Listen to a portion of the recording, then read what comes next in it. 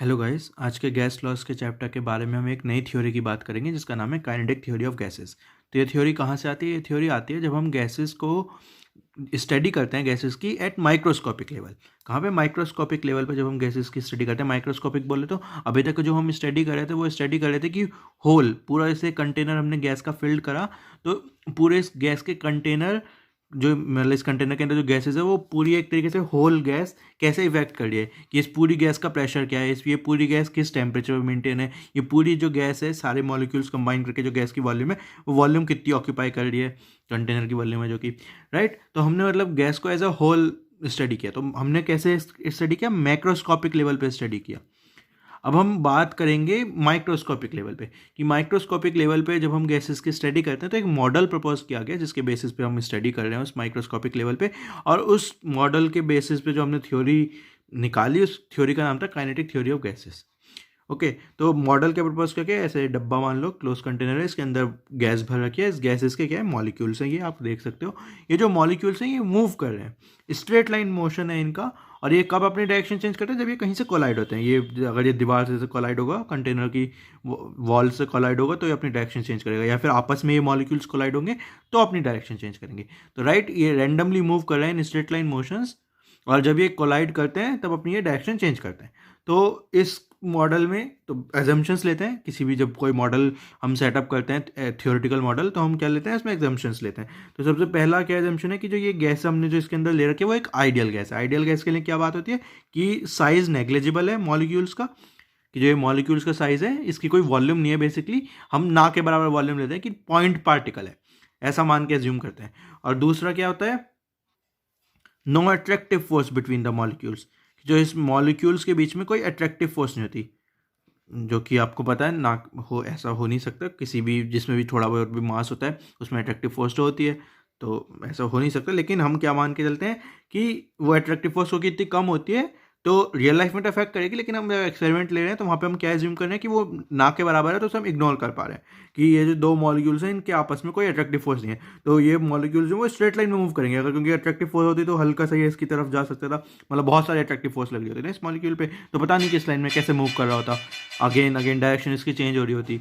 लेकिन क्योंकि हम मान के चलते हैं नो अट्रैक्टिव फोर्स है, तो वो अपना सीधा सीधा मूव कर रहा है, जब कोलाइड करेगा जब ही चेंज करेगी डायरेक्शन, और किसी बेसिस पर डायरेक्शन चेंज नहीं होगी। तो ये दो एजम्पशन हम मान के चलते हैं। तो आइडियल गैस है बेसिकली, ये मान के चलते हैं। दूसरे एजम्पशन क्या मान के चलते हैं? दूसरे एजम्पशन हम मान के सकते हैं कि जब ये कोलाइड करते हैं ऑन कॉलिजन, कॉलिजन होगा आपस में या फिर दीवार से, तो क्या होगा? कॉलिजन में no loss of energy, energy का लॉस नहीं होगा। ठीक है, अगर आपको पता हो रियल लाइफ में जब हम कॉलिजन होता है तो एनर्जी का लॉस होता है जनरली। जैसे अगर आप बॉल को अपने जैसे ड्रॉप करोगे ज़मीन पे, तो जब वो ज़मीन से धप्पा खा के वापस पूरी ऊपर आपके हाथ तक नहीं आएगी, थोड़ा नीचे तक आएगी।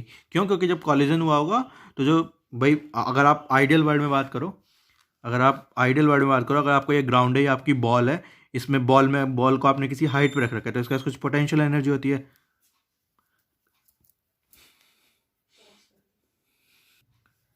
तो इस बॉल में कुछ पोटेंशियल एनर्जी होगी। ठीक है, अब ये बॉल क्या होगी? ये हाइट से ड्रॉप होगी तो ये नीचे आएगी। तो क्या होता है जनरली? पोटेंशियल एनर्जी कम होती रहती है, जब ये नीचे आती रहती है काइनेटिक एनर्जी इंक्रीज होती रहती है, राइट। उसके बाद ये बॉल ज़मीन पे आती है, बाउंस बैक करती है। तो आइडियल केस में क्या होना चाहिए? आइडियल केस में होना चाहिए कि वापस जब ऊपर तक जाएगी तो बेसिकली काइनेटिक एनर्जी इसकी जीरो हो जाएगी और पोटेंशियल एनर्जी जितनी इनिशियली थी उतनी हो जाएगी, राइट। ये आइडियल केस में होता है। लेकिन रियल लाइफ में क्या होता है? रियल लाइफ में ऐसा नहीं होता है। रियल लाइफ में जब वो बाउंस करते हैं तो एनर्जी कुछ लॉस होती है, जिसकी वजह से ये ऊपर उतनी हाइट तक नहीं आती, बल्कि कुछ कम हाइट पे जाके रुक जाती है।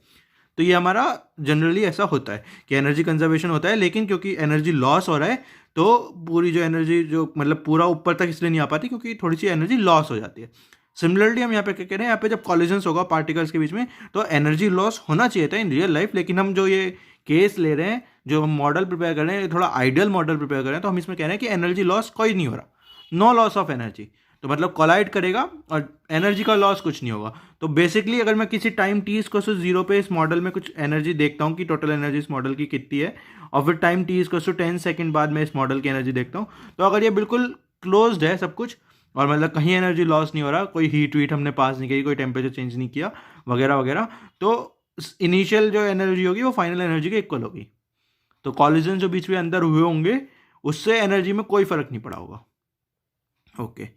थर्ड आपको मैंने बताया था कि जो पार्टिकल्स हैं, जो ये मॉलिक्यूल्स हैं, ये बेसिकली मूव कर रहे हैं in different direction straight line में, और इन सबकी जो वेलोसिटी है कांस्टेंट है लेकिन डिफरेंट है। मतलब एक किसी आप पर्टिकुलर मॉलिक्यूल की बात करोगे तो उसकी वेलोसिटी क्या होगी, कांस्टेंट वेलोसिटी होगी, अनटिल एंड अनलेस जब तक उसका कॉलिजन नहीं होता, कॉलिजन होने के बाद उसकी वेलोसिटी भी चेंज हो सकती है, लेकिन मतलब जब तक कांस्टेंट होगी, किसी एक मतलब सेम वेलोसिटी से मूव कर रहा होगा जब तक कॉलिजन नहीं होता। और क्या है, मतलब बाकी हर एक की सेम ये नहीं होगा कि हर एक 2 मीटर पर सेकंड से ही मूव कर रहा है, नहीं, अलग अलग स्पीड होंगी पार्टिकल्स की। कुछ पार्टिकल्स कुछ किसी स्पीड से मूव करोगे, कुछ पार्टिकल्स किसी स्पीड से मूव करोगे, कुछ पार्टिकल्स किसी और स्पीड से मूव करोगे। तो सबकी जो वेलोसिटीज होगी वो अराउंड डिफरेंट होगी। ये भी जरूरत नहीं कि हर एक की डिफरेंट होगी, कुछ की सेम भी हो सकती है, कुछ की डिफरेंट हो सकती है, मतलब वेराइटीज ऑफ वेलोसिटी होंगी इन मॉलिक्यूल्स के पास। ठीक है, और जब तक कॉलिजन नहीं होता तब तक उनकी जो वेलोसिटी रहेगी वो कांस्टेंट रहेगी। कॉलिजन होने के बाद किसी पार्टिकल की वेलोसिटी चेंज होकर कुछ और हो जाएगी, लेकिन फिर वो जो चेंज हुई वो फिर वो थोड़ी देर तक रहेगी, फिर जब कॉलिजन होगा तो फिर चेंज हो जाएगी। तो लाइक कॉलिजन्स पे वेलोसिटी चेंज होगी, लेकिन और between the collisions constant velocity रहेगी। तो constant velocity of molecules between the collisions, ठीक है ना, तो ये प्रॉपर्टी है।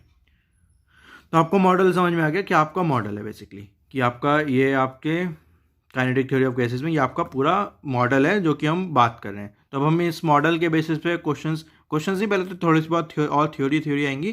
तो हम इस मॉडल के बेसिस पे देखेंगे हम क्या क्या नई नई चीज़ें ला सकते हैं। अभी मैं आपको ये डिस्कस नहीं करूँगा कि इस मॉडल का फाइनल रिजल्ट क्या है, अभी पहले हम देख रहे हैं क्या क्या हमें पता है इस मॉडल में। तो आपने ये चीज़ निकालनी। अब कुछ नई टर्म्स डिफाइन करते हैं। तो 3 टाइप की स्पीड, ये इंपॉर्टेंट है। 3 टाइप की स्पीड इस मॉडल में हम नई नई टर्म्स डिफाइन करते हैं। जैसे एक टर्म है CRMS। सी क्या है, C for speed, speed of molecule. RMS बोले तो रूट मीन स्क्वायर, तो root mean square speed of molecule क्या होती है। तो आप देख सकते हो, रूट मीन स्क्वायर, स्क्वायर करो मीन करो रूट करो, स्क्वायर करो मीन करो रूट करो। तो अगर मैं कहता हूँ इस कंटेनर में कितने मॉलिक्यूल्स हैं, n नंबर ऑफ मॉलिक्यूल्स हैं, अगर मैं ये कहता हूँ, और मैं कहता हूँ पहले मॉलिक्यूल की वेलोसिटी C1 है, दूसरे की C2 है, तीसरे की C3 है, ऐसे चलते अगर n मॉलिक्यूल्स है तो मेरे पास Cn। तो हर एक पर्टिकुलर मॉलिक्यूल की मुझे क्या पता है, वेलोसिटी पता है, C1 से लेकर Cn तक। Okay, n number of molecules total है। तो मैं कह रहा हूँ इस कंटेनर में जो गैसेस की रूट मीन स्क्वायर स्पीड क्या होगी। तो रूट मीन स्क्वायर स्पीड होती है इसका कि जो सारे मॉलिक्यूल्स हैं उनकी स्पीड का स्क्वायर करो, स्क्वायर करो,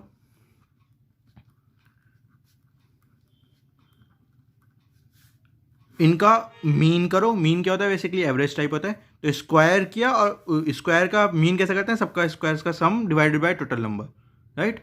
किसी का भी मीन क्या होता है, अगर आपका C का मीन क्या रखा है तो इसका मतलब होता है C1 plus C2 plus Cn तक डिवाइडेड बाय n। अगर C स्क्वायर का मीन क्या रखा है तो इसका मतलब होता है C1 square plus C2 square plus C3 square plus Cn का स्क्वायर तक डिवाइडेड बाय n, राइट। तो रूट करा, मीन करा, सबका ऐड करके डिवाइडेड बाय n, और क्या करना है, सॉरी स्क्वायर किया, मीन किया, फिर क्या करना है, रूट।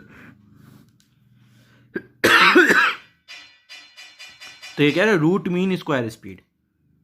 तो अगर आपको इंडिविजुअली सारे मॉलिक्यूल्स की स्पीड पता है तो आप क्या निकाल सकते हो, बेसिकली आप इसकी रूट मीन स्क्वायर स्पीड निकाल सकते हो। उसका जैसे कैलकुलेट करते हैं अगर, तो हमारे पास जो आंसर आता है वो आप सीधे सीधे वो आंसर याद करोगे, क्योंकि इसका जो मतलब ये स्पीड कैलकुलेट करके जो आपका इंटीग्रेशन से कैलकुलेट होता है, तो वो रिजल्ट कैसे सॉल्व होता है वो अभी आपके सिलेबस में नहीं है। एक तरीके से आपको सीधे सीधे इसकी वैल्यू पता होनी चाहिए कि क्या वैल्यू आती है। तो इसकी आती है आपकी 3RT/m0, रूट चल ही रहा है 3RT/m0। 3 आपको पता ही है, R भी आपको पता है, यूनिवर्सल गैस कांस्टेंट है। T क्या है, बेसिकली टेम्परेचर है, जिस टेम्परेचर पे आपकी गैस मेंटेन हो रखी है। और आपका m0 क्या है, m0 है आपका मोलर मास या फिर molecular mass of gas in KG में, ध्यान रखना, ठीक है। उसके बाद दूसरी स्पीड आती है CRMS के बाद C एवरेज स्पीड। ये तो बहुत ही सिंपल है, ये क्या होगी फिर, तो ये C1 प्लस C2 प्लस ऐसे कहाँ तक, Cn तक divided by n, right. Average speed क्या होगी, सबका स्पीड्स का सम करो, हर एक मॉलिक्यूल का डिवाइडेड बाय कर दो n से। जब ये कैलकुलेट करोगे आप, अगेन आपको करना पड़ेगा, तो वहाँ से आपकी जो स्पीड आती है वो आती है आपकी 8RT/πm0, 8RT/πm0। और ये सब स्पीड है आपकी, ये भी ध्यान रखनी है आपको। वेलोसिटी की जगह स्पीड टर्म अच्छा यूज़ करना है, क्योंकि अगर आप वेलोसिटी, मैंने आपको क्या बताया कि इसकी जो क्या कहते हैं एनर्जी कांस्टेंट रहने वाली है, राइट। मैंने आपको ये बताया था, क्योंकि क्या हो रहा है बेसिकली, ये बंद कंटेनर है तो जिसकी टोटल एनर्जी इनिशियल होगी उतनी टोटल एनर्जी फाइनल रहने वाली है, क्योंकि कॉलिजन्स में कोई एनर्जी तो लूज हो नहीं रही, राइट। तो मैंने आपको ये बोला था, तो एनर्जी क्या होने वाली है, सेम रहने वाली है। तो यहाँ पे क्या एनर्जी है, क्योंकि हमने और कोई एनर्जी कंसिडर नहीं करी, तो सारी जो एनर्जी है वो काइनेटिक एनर्जी है, बेसिकली टोटल एनर्जी है वो यहाँ पे सारी इक्वल्स टू काइनेटिक एनर्जी, क्योंकि पोटेंशियल एनर्जी कुछ है नहीं, क्योंकि इनके बीच में कोई अट्रैक्शन फोर्सेज नहीं है मॉलिक्यूल्स के बीच में, राइट। अट्रैक्शन फोर्सेज की वजह से ही पोटेंशियल एनर्जी बनती है जनरली, क्योंकि यहाँ पे पोटेंशियल एनर्जी क्या होती है बेसिकली, कि जैसे यहाँ पे ग्राउंड और बॉल के बीच में ग्रेविटेशनल वाली फोर्स होती है अट्रैक्शन, उसकी वजह से पोटेंशियल एनर्जी होती है, राइट। तो पोटेंशियल एनर्जी कब बनती है, जब अट्रैक्शन होता है मॉलिक्यूल्स के बीच में। तो यहाँ पे कोई अट्रैक्शन वाली फोर्सेस थी नहीं, तो जो पोटेंशियल एनर्जी वो जीरो थी, तो सारी एनर्जी क्या होगी, टोटल एनर्जी वो काइनेटिक एनर्जी के इक्वल होगी। काइनेटिक एनर्जी क्या होती है, मोशन की वजह से जो एनर्जी होती है, राइट। तो मैंने क्या बोला, टोटल एनर्जी क्या रहने वाली है, कांस्टेंट रहने वाली है, चेंज नहीं होने वाली। इसका मतलब क्या है, काइनेटिक एनर्जी चेंज नहीं होने वाली। तो काइनेटिक एनर्जी का चेंज हम कैसे देखते हैं, हाफ mv2 का स्क्वायर माइनस हाफ mv1 का square. Basically final minus initial होता है change, final minus initial change होता है। तो फाइनल एनर्जी में से इनिशियल एनर्जी अगर माइनस कर दो तो मैं कह रहा हूँ वो सेम रहने वाली है। तो मतलब फाइनल माइनस इनिशियल का जो सम आने वाला है, डिफरेंस आने वाला है, वो जीरो आने वाला है, right. Final minus initial zero होनी चाहिए। तो हाफ एम तो कुछ फर्क ही नहीं पड़ता, तो v2 का स्क्वायर वी माइनस वी1 का स्क्वायर जीरो होना चाहिए, मतलब v2 और v1 सेम होना चाहिए। v क्या होती है, काइनेटिक एनर्जी में वेलोसिटी। तो क्या जाना आपने, बेसिकली काइनेटिक एनर्जी चेंज नहीं होने वाली, तो average velocity of whole gas आपकी चेंज नहीं होने वाली, राइट। तो क्योंकि गैस की जो एनर्जी है, टोटल एनर्जी, वो कंजर्व रहने वाली है।